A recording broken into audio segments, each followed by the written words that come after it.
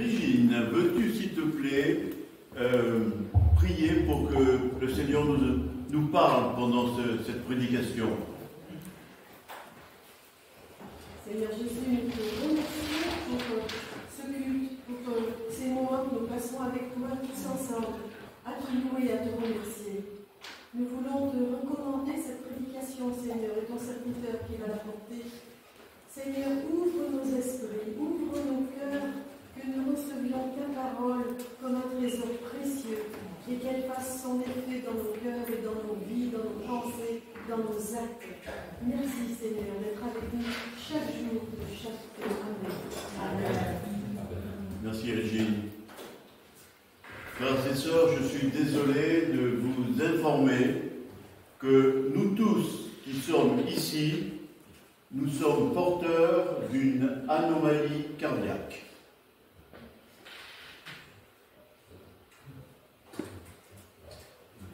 Ce n'est pas moi qui le dis, c'est l'apôtre Paul, dans l'épître aux Éphésiens. Alors je vous donnerai les explications, bien sûr. Et on va lire donc Éphésiens chapitre 1, déjà le verset 15.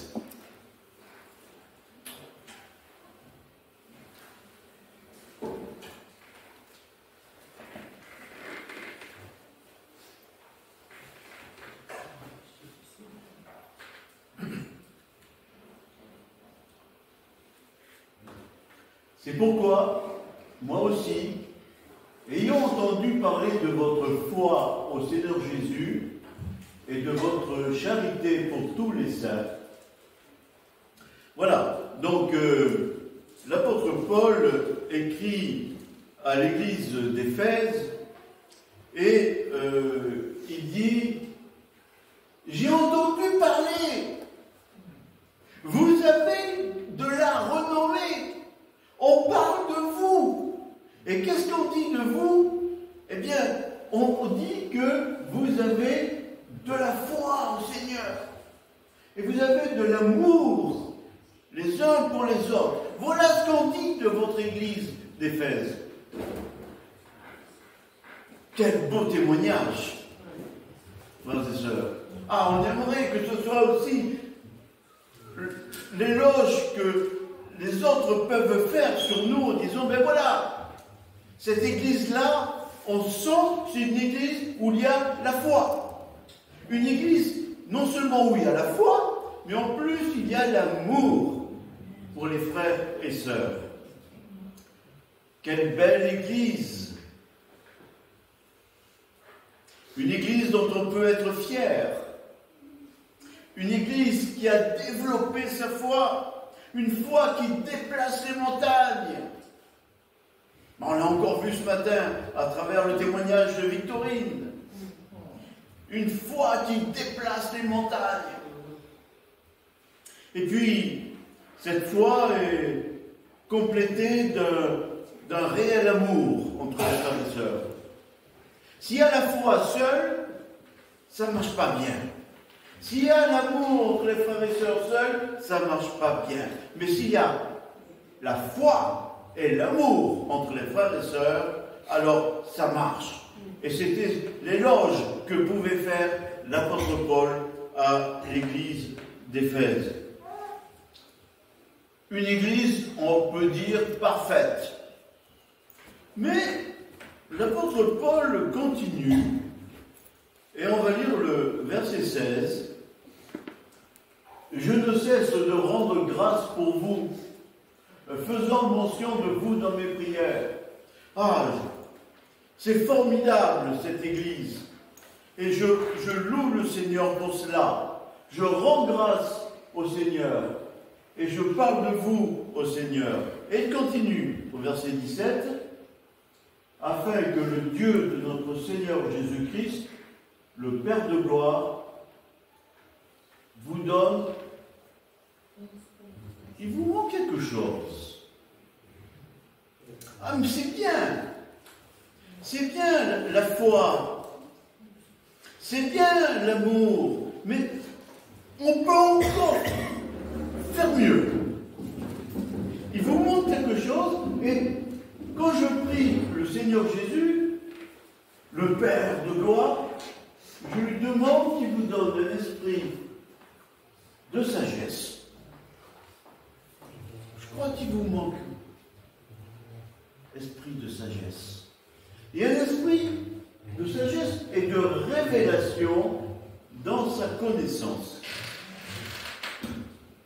Vous avez besoin, pour parfaire votre engagement spirituel, que le Père ajoute à votre Église un esprit de sagesse et la capacité de mieux connaître le Père de gloire.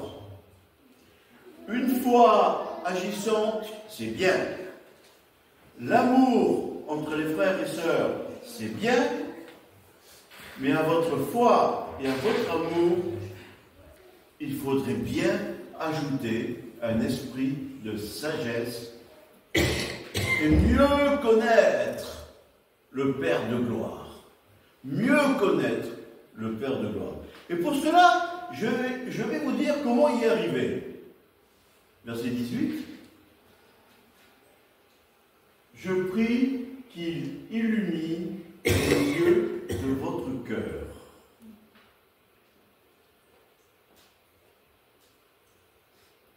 Vous fonctionnez, Église d'Éphèse, sur du visible. Mais ce n'est pas suffisant. Il vous faut aussi entrer dans l'invisible. Et pour cela, il faut ajouter à votre cœur des yeux. Voilà donc la déformation cardiaque dont je parlais tout à l'heure. Frères et sœurs, nous avons tous un cœur. Mais à ce cœur, il faut ajouter des yeux. Il faut que notre cœur ait des yeux. Parce que nos yeux naturels ne sont pas adaptés pour voir certaines choses qui sont invisibles. Les yeux naturels ne voient que ce qui est immédiat, ils ne voient que le visible, ils ne voient que ce qui se passe. Et en fait, c'est ce que dit le psalmiste au chapitre 121, « Je lève les yeux vers les montagnes, d'où me viendra le secours? Au secours, quand je regarde les montagnes, au secours! Quand je regarde mon état de santé, au secours! Quand je regarde les problèmes de la vie de tous les jours, au secours! Quand je vois les gens qui m'insultent, qui disent des choses mal de moi, au secours! Quand je vois tous les problèmes qui sont autour de moi, problèmes financiers, au secours! Quand je lève les yeux vers les montagnes, alors je vois les problèmes, je vois les obstacles, je vois toutes les difficultés. Alors c'est normal que je crie au secours. Je ressens le découragement, je ressens le manque de foi. C'est pourquoi l'apôtre Paul dit, eh bien, à tes yeux naturels, il faut ajouter des yeux à ton cœur. À tes yeux naturels qui voient le visible, ajoute à ton cœur des yeux qui voient l'invisible. Quand la Bible parle de notre cœur, la Bible veut dire c'est l'endroit où il y a l'intelligence, mais une intelligence accompagnée de sensibilité spirituelle et d'affection. Ta foi peut être active. Ton amour est une réalité. Mais est-ce que tu regardes avec les yeux de la compassion, avec le regard de Jésus, au-delà de l'immédiat, au-delà du visible? C'est par exemple Jésus qui regarde les foules qui s'égarent. Il est alors ému de compassion, nous disent les évangiles. C'est Jésus qui regarde le jeune homme riche. Il regarde le jeune homme riche. Alors le résultat de ce regard, c'est un regard d'amour. Jésus le regarda et l'aima. Jésus le regarda et l'aima. Je prie Dieu qu'il illumine les yeux de votre cœur. Je connais votre foi. Elle se voit. Je connais votre amour. Il se voit. Mais pour parfaire cette foi et cet amour visible, il vous faut ajouter des yeux à votre cœur. Et le rôle des yeux à votre cœur, c'est de compléter vos yeux naturels par cette vision de l'invisible. Car notre vision de l'avenir va orienter correctement notre façon de vivre tous les jours. C'est une prise de conscience profonde qui va nous orienter dans la vie de tous les jours. Si on se limite simplement à appliquer nos yeux au visible, on est fichu. Alors il faut que nos yeux voient l'invisible. Et Dieu va nous aider. Le rôle de Dieu sera d'illuminer. D'illuminer, c'est-à-dire de mettre de la lumière dans les yeux de notre cœur. Pour que nos yeux voient clair. Là où nous sommes malvoyants spirituellement, parce que nous avons une intelligence obscurcie, alors Dieu va illuminer nos yeux. Et ça va donc entraîner en nous une marche par la foi, une marche qui va faire que nous allons soulever des obstacles, une marche qui va faire que nous allons mettre notre confiance de plus en plus entre les mains du Seigneur, une marche qui va faire bouger les choses. Ça, ce sont les yeux illuminés par Dieu. Des yeux qui voient clair. Un cœur qui sera touché. Un cœur sensible. Un cœur réchauffé. Un cœur illuminé. Que ce soit notre prière aujourd'hui. Seigneur, j'ai besoin que tu illumines mes yeux. Les yeux de mon cœur. Que ce soit notre prière, frères et sœurs. J'ai besoin, Seigneur, que tu illumines les yeux de mon cœur ce matin. Mais pour voir quoi? Pour répondre à cette question, l'apôtre Paul fait une liste de tout ce que les yeux vont pouvoir voir. Des choses inhabituelles, des choses que seuls les yeux d'un cœur peuvent voir. Alors, quelles sont ces choses? Elles sont listées au verset 18 et puis dans les autres versets que je vais résumer en 4 points. Les yeux de notre cœur vont voir 4 choses. La première, notre espérance.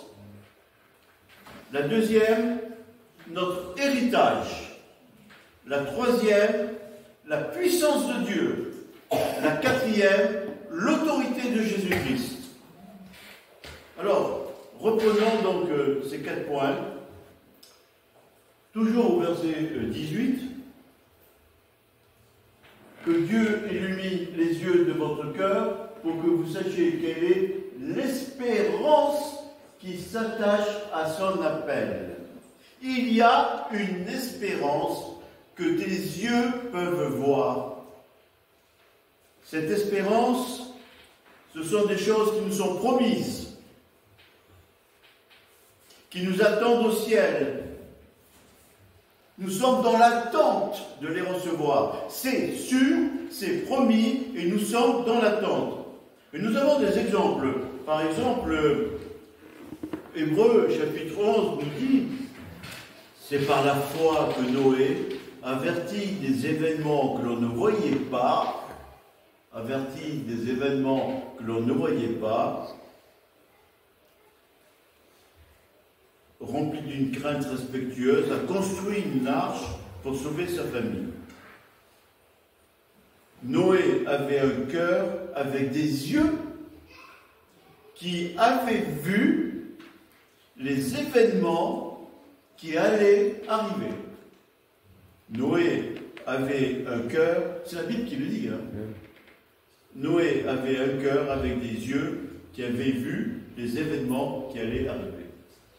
Des yeux qui avaient été illuminés par Dieu, qui lui permettaient de savoir que les choses allaient arriver. Et puis, c'est par la foi qu'Abraham a obéi lorsque Dieu l'a appelé et qu'il est parti pour le pays qu'il devait recevoir en héritage. Il est parti sans savoir où il allait. Car il attendait la cité qui a de solides fondations. Il attendait la cité qui a de solides fondations, celle dont Dieu est l'architecte et le constructeur. Abraham avait un cœur avec des yeux qui voyaient une future cité solide construite par Dieu. Et encore, c'est par la foi qu'ils sont tous morts, sans avoir reçu les biens promis. Mais ils les ont vus et salués de loin.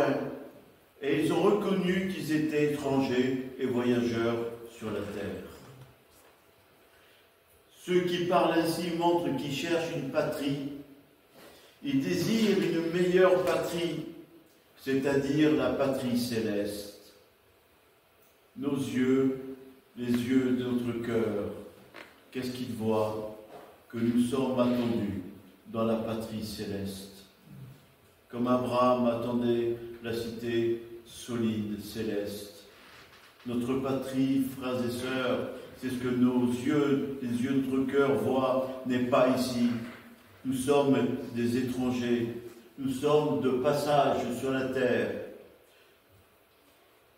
Nous sommes attendus dans la patrie céleste. C'est pourquoi Dieu n'a pas honte d'être appelé leur Dieu, car il leur a préparé une cité. Est-ce que tu es certain de ça?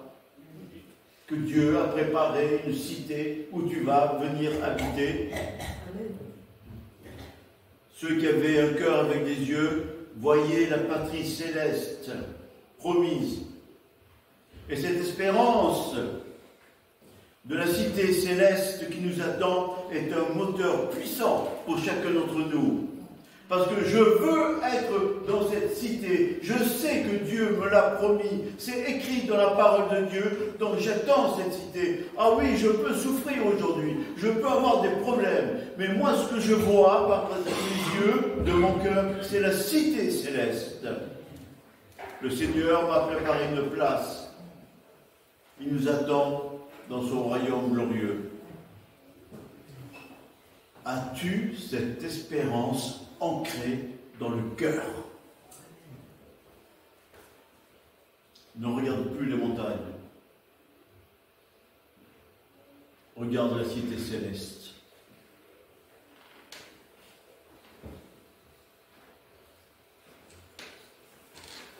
Je prie pour que Dieu illumine les yeux de votre cœur, pour que vous sachiez quelle est l'espérance qui s'attache à son appel. Ça, c'est la première chose que vos yeux peuvent voir. Et la deuxième, quelle est la richesse de la gloire de son héritage qu'il réserve aux saints. La deuxième chose que nos yeux de notre cœur peuvent voir, c'est qu'il nous est réservé un héritage au ciel qui est qualifié richesse de la gloire. Depuis notre salut, nous sommes devenus enfants de Dieu. Dans Éphésiens chapitre 1, versets 13 et 14, il est dit: Après avoir entendu la parole de la vérité, c'est l'Évangile qui vous sauve. Vous avez cru en Jésus et vous avez été marqué de l'empreinte du Saint-Esprit qui avait été promis. Il est le gage de notre héritage en attendant la libération de ceux que Dieu s'est acquis pour célébrer sa gloire. En tant qu'enfants de Dieu, marqués par le sceau du Saint-Esprit, nous sommes entrés dans les privilèges de notre nouvelle famille. Dieu a aboli notre passé. Il nous a fait entrer dans un glorieux avenir. Dans la vie éternelle, nous sommes tous assurés parce que le Seigneur est mort sur la croix. Il nous a pardonné nos péchés. Alors, il nous a justifiés, il nous a pardonnés, il nous a lavés, il nous a fait entrer dans la vie éternelle et il nous a réservé un héritage. Tout enfant de Dieu peut entrer dans l'héritage de Dieu. Tout enfant qui a une famille hérite de ses parents. De la même façon, il nous est dit que nous sommes co-héritiers de Christ. Qu'y a-t-il dans cet héritage? Alors il y a des versets éparpillés qui nous disent qu'on ne peut pas qualifier la richesse de cet héritage spirituel tellement c'est grandiose. Ce que l'on peut dire, c'est qu'au ciel, nous allons ressembler au Seigneur. C'est quelque chose à laquelle on aspire, mais on n'y arrive pas de notre vivant. Au ciel, il nous est promis des bénédictions. Des bénédictions qui ont été mises de côté pour nous. Il y a un stock de bénédictions qui nous attend au ciel. Alors je sais que Hervé n'aime pas trop que je dise cela, mais il nous est promis plein de récompenses. Et c'est un mot que je ne peux pas barrer, Hervé, de la Bible. Il y a plein de versets dans la Bible.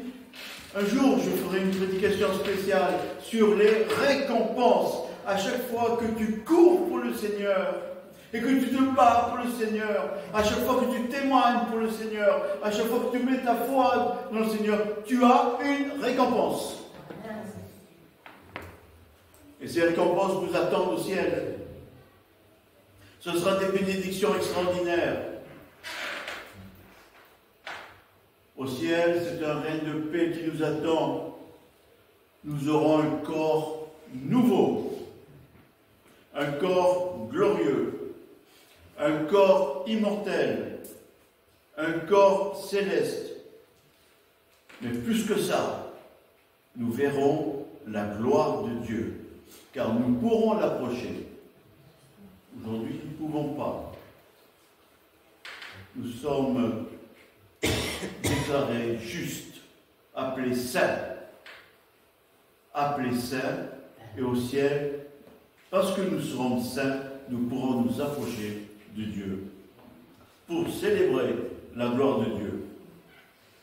Et on pourra habiter la future nouvelle Jérusalem.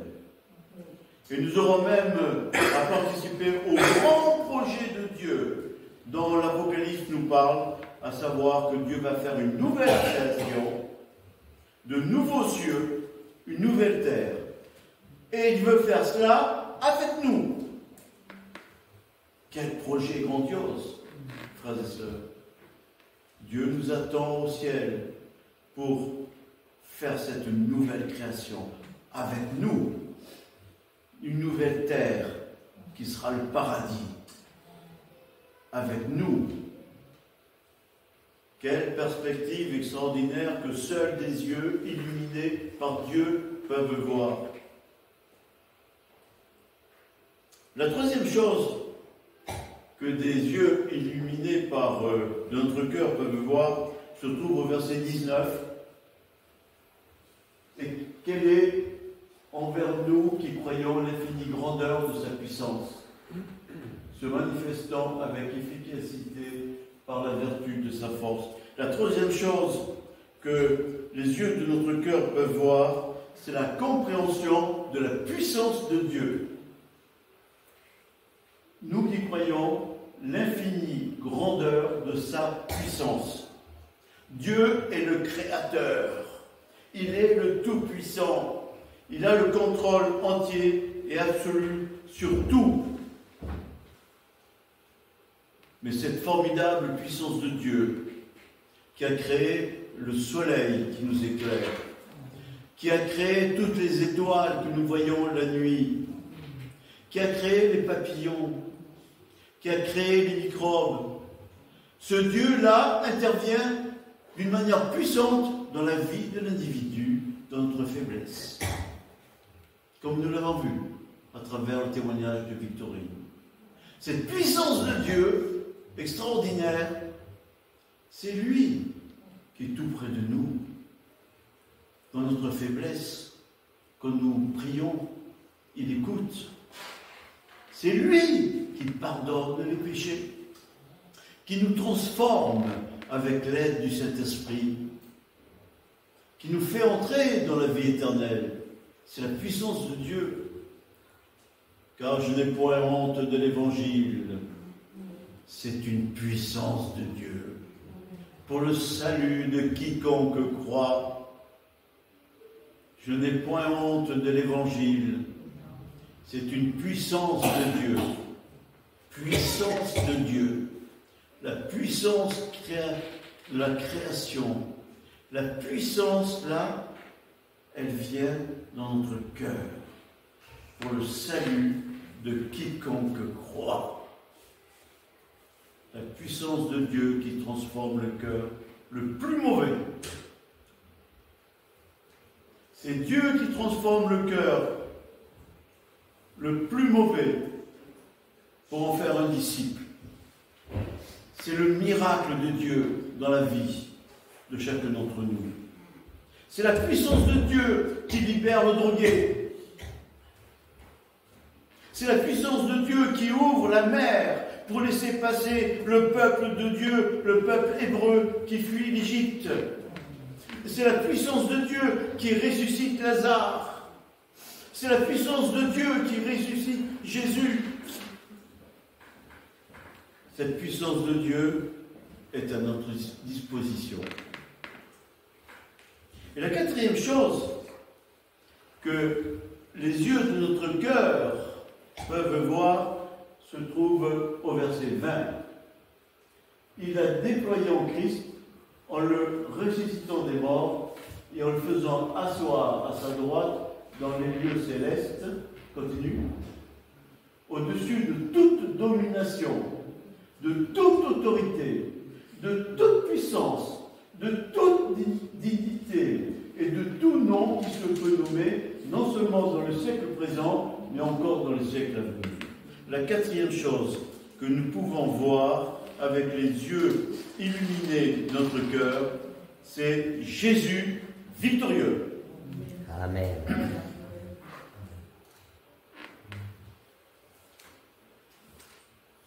La mission de Christ depuis sa résurrection est terminée.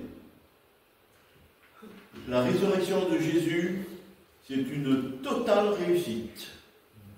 La croix et la résurrection, c'est une totale réussite. Il a acquis la victoire sur la mort et sur les dominations. Il est maintenant assis à la droite de Dieu. Il partage avec Dieu honneur et gloire. Il règne avec lui. Et selon Éphésiens chapitre 2, verset 6, il dit « Nous sommes assis avec Christ dans les lieux célestes. » C'est déjà, nous sommes, c'est déjà, mais pas encore, ça va venir. Et l'apôtre Paul, au verset 21, nous amène dans le monde céleste où Christ règne sur tout l'univers. Il est au-dessus des anges déchus. Il est au-dessus de toutes les puissances mauvaises. Tout cela a été mis sous ses pieds. Verset 22. Il a tout mis sous ses pieds. Et il a donné pour chef suprême à l'Église.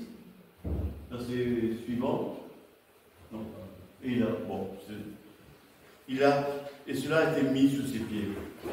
Dieu a placé Christ à la tête de l'Église. L'Église qui est son corps. Il y a la suite du verset. Hein. Oui. Lui en qui habite la plénitude du Dieu qui remplit tout en tous. Oui, c'est ça. Il fallait le citer. L'heure. Voilà. Et qui est son corps, la plénitude de celui qui remplit tout en tous.